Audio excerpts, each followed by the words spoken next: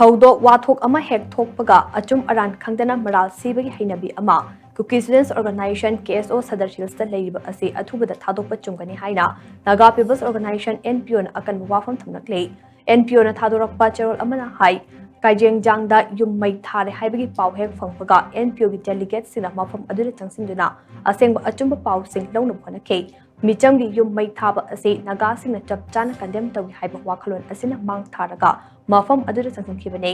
adum oinamak NPO gi delegates sing adu Kuki gi miyamna Tafau Kuki khol manaka thatuna thamki amade makha tana thodok thofam adu yauna changsin hankhide Kuki gi nupi kharana delegate sing aduda nungna thomna khondaraki aduga nupa kharana koishilaga fu jaigadabagi maung lakhe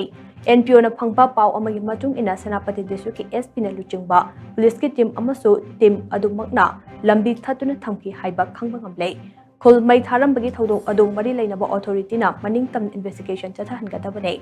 NPO na makha tana thijin humjin badage kailai jang haiba khol ase mi lainadraba khol ni haiba khangba ngamle khol mai thakiba numit adugi nom watingaida khol adugi village sip ki manaw nupa so khol aduda halaki haiba khangba ngamle khol aduda deploy tawba security personnel singna routine patrolling ki tamak chatkiba minute kunrom leibaga thodok adu thokibane khul aduda leiba miyoi ahum natana atoba mafam dagi miyoi amata changlakhibasu leite haibasu khangle iramasi matangda mari leinaba singna matik chab investigation chathaduna achum adu puthokpagi tangai phadaba leire oirakiba phibam asida achum aran khangdana maral siba haibase irang asi chawthorokna ba khonaba natana atoppa kanaba amata phangba kamloi hainasu cherol asina makhatana phungdorakle